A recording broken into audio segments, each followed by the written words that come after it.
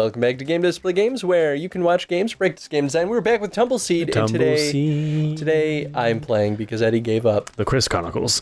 The Chris Chronicles. I didn't give up. I just figured for the viewers it'd be better to watch someone who's actually more experienced at the game than I, because I love it. I didn't give up. I would like to keep playing, but we have other stuff to do tonight. Yeah, Eddie would have just kept playing off. Yeah. The off cam. Yeah. And we would have never. Yeah. Never made it Never. So I'm gonna play just to kind of like, and I promise I'm not going to be super great either because I'm a little rusty. But I'm gonna at least show off some of the new stuff. Yes. Because I think that it's worth talking about, and I don't just mean the new mountains. So first we're gonna start off by accomplishing our objective, which was, and still is, kill 3 things. So. Yeah, I didn't actually manage to do that, did I? Nope. Didn't kill a single thing. I was focused on not falling through holes. I mean, and that's totally fair. That's where I really like these challenges. Yeah. Like the little mini quests. What is that? Because they're optional, but I think they give you a greater sense of purpose of like, I need to get good at not just navigating around these holes, yes, but also being able to fight, for example, or, being able to be speedy. In some cases, there are some quests that are like, get to the halfway point within 10 minutes or something like that. I'd be screwed. 10 minutes? Oh, one other thing. I'd still be I screwed. totally forgot about this, but the tutorial or these mini mountains, yeah, they aren't randomly generated in terms of upgrades. So they're always going to have the forest mountain is always going to have long spore, and then also the star spore? Starseed. Starseed. Which I think is really important. If there was a very specific intended design behind it, that means that the randomization would kind of work counterintuitively to that. So I think it was a really smart move to kind of remove some of the random components of that, and it further, I think, justifies the player returning to the adventure mode to get the more full experience. Gotcha. Did he not? I forgot that he took more than one hit. That's okay. That's okay. You're gonna die. I'll be fine. This is the easy mountain. True enough. Is that a golden nugget?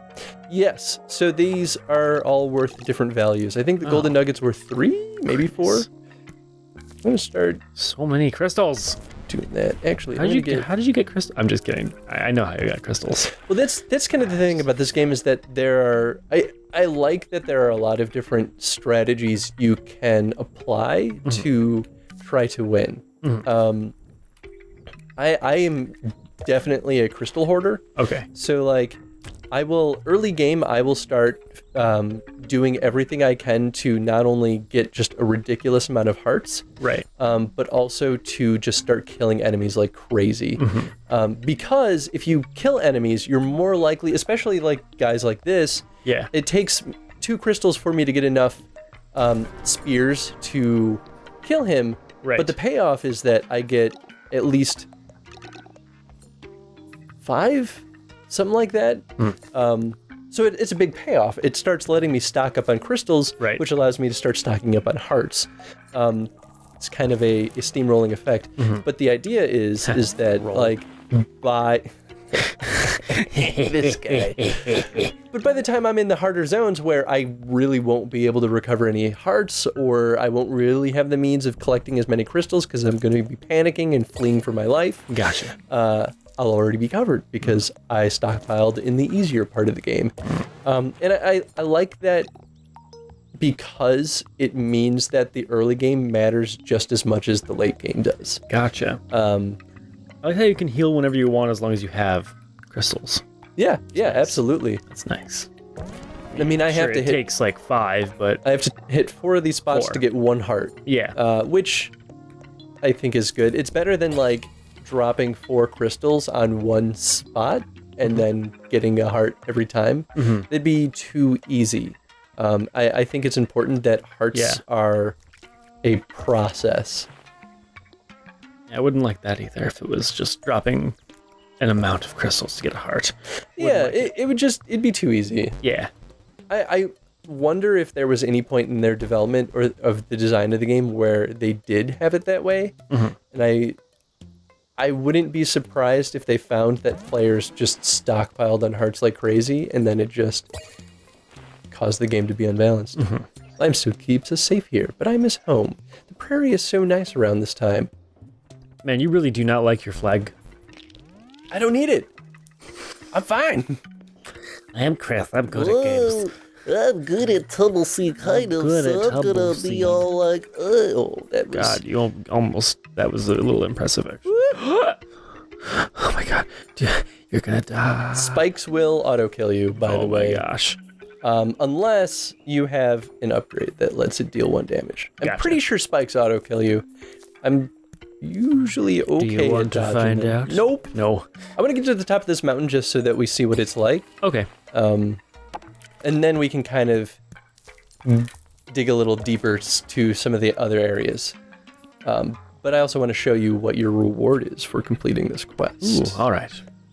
But since, we're already en route, we might as well finish this mount. Yeah. Finish the mount. Finish the mount. Finish the You know what? You know what? What? I'll make you happy, Eddie. Look at that. Yay. I spent my 1 crystal Nice. to get my flag because honestly, I'll probably You have fall more at than some 1 point. crystal. Well, spend the 1 crystal that it costs Yeah. to get that flag. And you're gonna get 2 It's back really right now. inexpensive, all things considered. Yeah, and you just got 2 back Yeah. just now. Oh yeah, just got I to forgot back. about this guy. Long spore. Oh, he shoots sideways? Well, in whatever direction he's facing, really. No, I think... Spinning. Oh, maybe it is that way. Sometimes they get a little weird where it's hard to tell if it follows the rotation of the player or if they're always shooting in X direction. Which I think there's merits to both. Yeah. This is cloak seed, I think. Cloak fruit. Cloaking fruit. So this makes me invisible to enemies, which I don't know if it's super useful in this mountain. It's this one, slow seed. Oh, that one's awesome. You only get 1? Yes. So What it's does slow a seed choose do? this or that. What does slow seed do?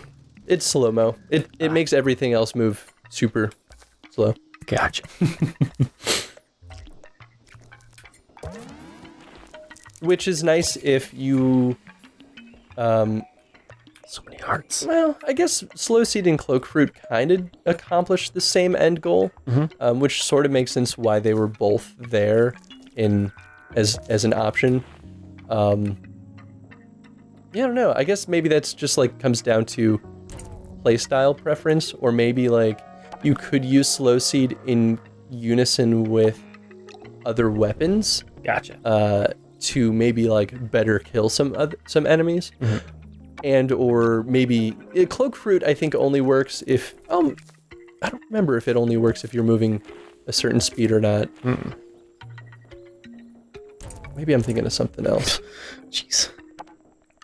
These guys are tricky. I think that's one thing they added. I think they show you a perimeter of the explosion radius. Oh, gotcha. I can't remember if that was there before, but there are little things like that I saw after the update where I couldn't remember if that was how it was before or not. But it's, I mean, like updates like this are a good opportunity to kind of tweak some of those things too.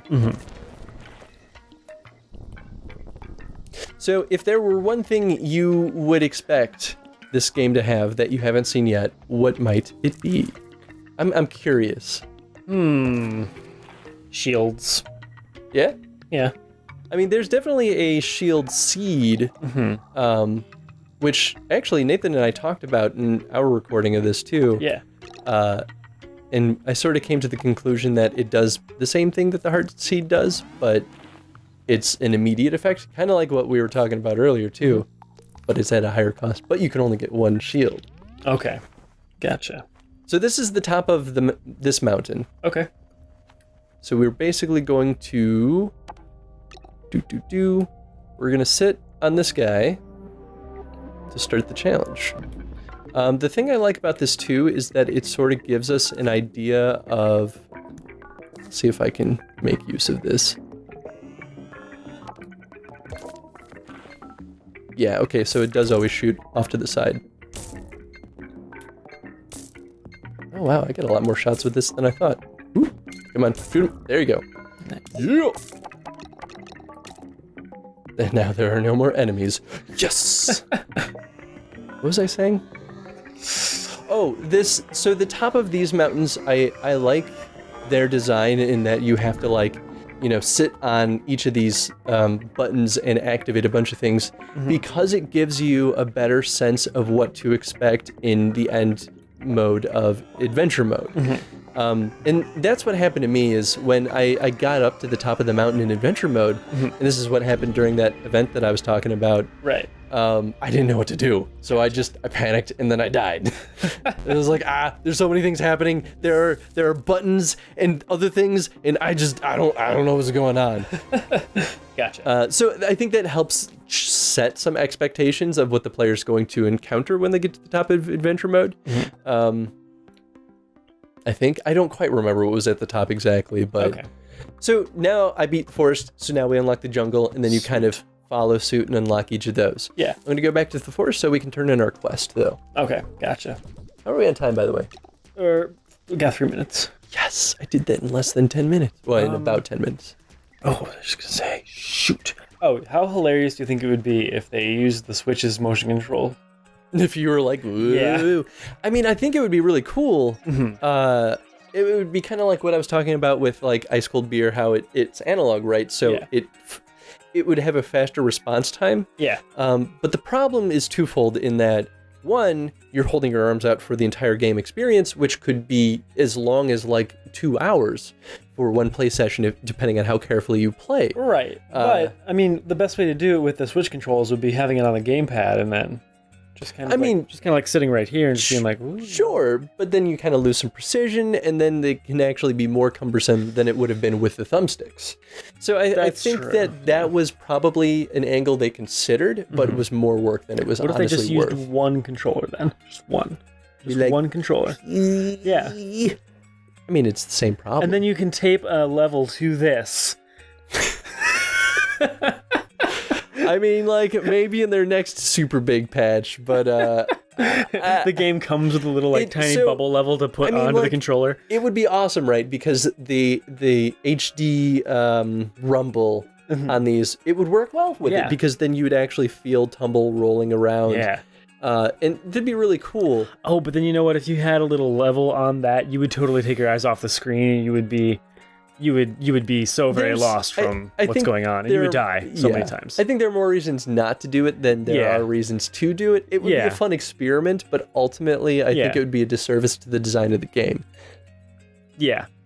I mean, they could make it work. You could just have an option on there to turn it on for you, where you use one controller to do it, and then like people get creative and start putting levels on it, and just be like, "Look what we can do! Make the best YouTube videos ever. We can do it." I mean, it's also sort of like it's the same reason why the motion controls in ARMS is kind of non-optimal. Okay. Because you still are kind of imprecise. You as like using a digital medium that's trying to pretend to be analog, it's not always as responsive or as accurate as you feel like it should be. Yeah. And that's where ARMS struggled a bit too with the motion controls, because, if I'm trying to throw a punch, it might cause me to like think that I'm guarding instead. Yeah, because of the rotate. When you're throwing you're rotating that controller so many times. Just like it's just, what are you doing? Exactly. And like TumbleSeed has inherently simpler mechanics than ARMS does, but it could still suffer from the same things unless they tread very carefully. Yeah. And going back to what I said before, it's probably more time to develop that than that's worth. It's going to have a low positive response, I think. Well, nice work. I didn't think you had it in you. I got something for you. It's an aura. It gives you a passive ability. This one will make you even better with those thorns. Oh, those thorns. Oh, dang. Oh, diggity danged it. Dang me. Boom. So, sweet. These are something that existed prior to the update. Okay. The update kind of made the auras super powerful. Okay. So this, I forget what exactly this does. I think he'll tell me. Now that you're getting seed powers, you'll need to try having... Oh, this is the next quest. You already did that, too. So I think this allows me to keep my thorns if I take damage. Okay. Which is very powerful. Yeah. Because say I put like 15 thorns on me for some reason, if I fall down a hole or if I take damage from something, they're all gone. Right. All of that was wasted. Right. This means that that's actually now a viable strategy of just throwing a million thorns on me. Gotcha. It's kind of legit, and some of these I think could be overpowered from that sense, especially when you compare it to some of the older auras.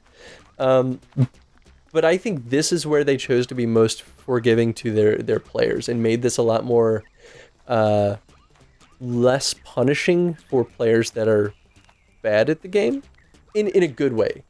In a way that's more accessible, I think is the word I'm looking for. So I'm going to leave. I'm actually going to change users to my user. Oh. Because I have them already. So I want to show off some of the other ones. Gotcha. Sweet. Well, we're a minute up.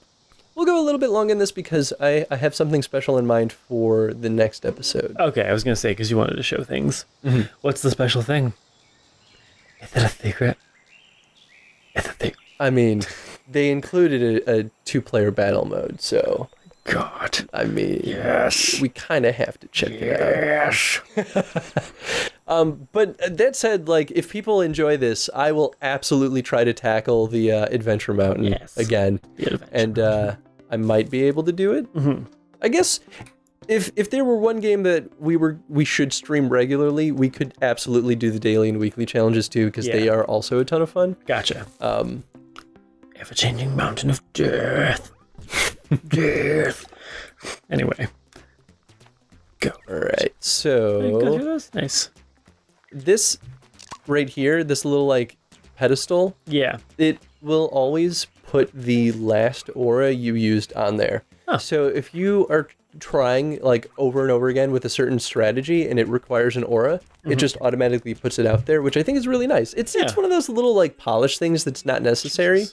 Oh, maybe I don't have all the auras? I thought I did. You don't? Oh man. You lying whore. I'm just kidding. You're not a liar. I could have sworn I did. Well, either way, we'll go through each of these. So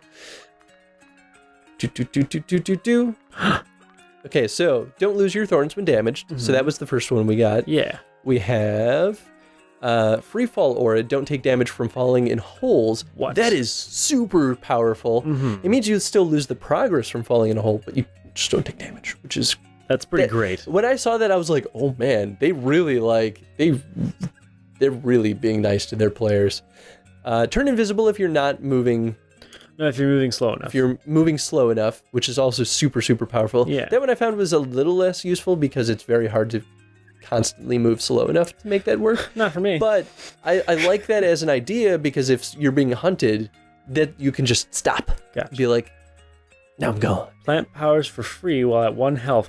So, okay, so freeloader aura, This flag only run. This is one of my favorites because it's high risk, high reward. It's very much like games that are like when you're at low health, you deal extra damage. It's like this. Oh, but that wouldn't really be a... I was about to say freeloader aura with flag only seed, but like if you die once, you're done. But this, you're not going to go back to any of the flags you planted for free, so never mind. Try not to kick that too I'm much. sorry. It makes a lot of noise. I'm sorry. I should know that. It's hot in here and I'm getting tired. The only reason I noticed is because I've been watching back some of our episodes lately. Yeah. And everybody's been kicking this mic stand, and I hear it. You know what the worst is? When I grab it with my toes. Huh? The worst is when I grab it with my toes like this. Ew. Just wrap my toes around it. But anyway, so this aura I think is one of my favorites because it is this one that I think allows for a ton of new strategies to be viable. Yeah. Like you can have a strategy that there's a like a rain cloud aura or a rain cloud seed that allows you to fill holes. You could just use that for 1 crystal. It normally costs like 5. Wow. You just keep filling holes. That's It's awesome. like, I'm not afraid of nothing. Capitalist Aura, enemies drop more crystals. That's probably one of the ones that I end up using the most. All physical hits only do 1 damage, even spikes. So spikes that normally just kill you only deal 1 damage. Nice.